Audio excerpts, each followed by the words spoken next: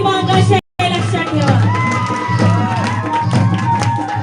एवढ्याला काट्या डोक्याच्या वर काट्या होत्या पोरांच्या वस्तादांच्या आणि त्या काट्या लहुजीचे वस्ताद सगळे पठ्ठे सावित्री बंद आणि ते सगळे लहुजींचे सैनिक सावित्रीच्या आजूबाजूने चालत शाळेपर्यंत जायचे. कोणाची हिंमत झाली नाही पुण्यात अडवायची. 9 शाळा फुल्यांनी काढल्या. 9 त्या 9 शाळांना संरक्षण देण्याचं काम लहुजींच्या पठ्ठ्यांनी केलं. गमतीची गोष्ट सांगते त्यातली गमतीची. ज्या घरातनं खरकट पाणी पडायचं सावित्रीच्या अंगावर त्या घरावर रात्री दगड टाकत होती. त्याच घरावर बरोबर रात्री दगड फेकत होती. लक्षात घ्या, अत्यंत महत्वाचं काम लहुजी वस्ताद चळवळींनी केलंय. लहुजी जसे वस्ताद आहेत विसरायचं नाही मित्रांनो.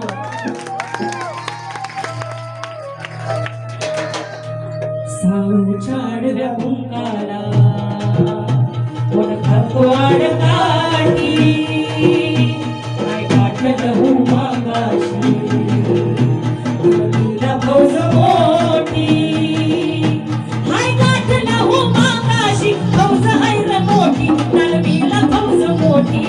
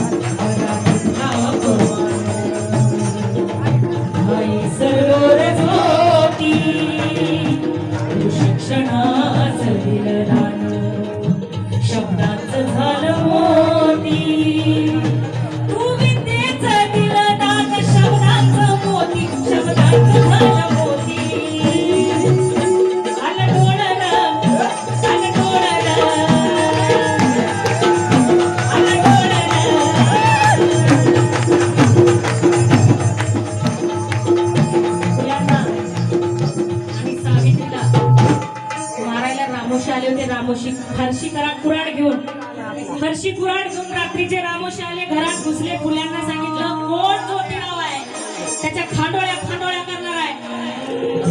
फुले म्हटले बाबा तुला कुणी सांगितलंय मारायला? ते काय मला ठाव नाही म्हणे. ज्योतिराव कोण आहे सांगा, त्याच्या खांडोळ्या खांडोळ्या करणार आहे. ज्योतिबा फुल्यांनी त्याला हात जोडले. किस्सा महत्वाचा आहे. ज्योतिबा फुल्यांनी त्याला हात जोडले आणि सांगितले की बाबा तुमच्या लेकरा बाळांसाठी शाळा काढली आहे. तुमची लेकरं बाळा शिकली तर इंग्रज दरबारामध्ये कामाला जातील, इंग्रजांच्या ऑफिसांमध्ये कामाला जातील. तुला चालत असलं तर ठेव आणि हे काम वाईट वाटत असलं तर आत्ताच माझ्या खांडोळ्या कर. रामोशांच्या फरशी कुराडी त्यांनी फरशीवर टाकून दिल्या आणि फुल्यांचे सावित्रीचे पाय धरले आणि सांगितलं तात्या. फुल्यांना तात्या म्हणायचे पुण्यात. म्हटलं तात्या चूक झाली, ज्यांनी आम्हाला तुमच्या खांडोळ्या करायला लावल्या आता आम्ही त्यांचं काय करायचं ते बघून घेऊ, पण इथून पुढे तुमच्या केसाला सुद्धा हात लागणार नाही याची जबाबदारी हे रामोशी घेत आहे आणि तुमचे अंगरक्षक म्हणून आम्ही आयुष्यभर तुमचं काम करू. जे मारायला आले होते त्यांना अंगरक्षक बॉडीगार्ड बनवण्याची ताकद फुल्यांमध्ये होती. लक्षात घ्या, फुले लहुजींचाच पट्टा होता. फुले हातपाय चालवू शकत होते पण फुल्यांनी डोक्यानं उत्तर दिलं आणि मारेकरांना अंगरक्षक बनवलं, मारेकरांना पहारेकरी बनवलं. आलं डोळर आलं डोळर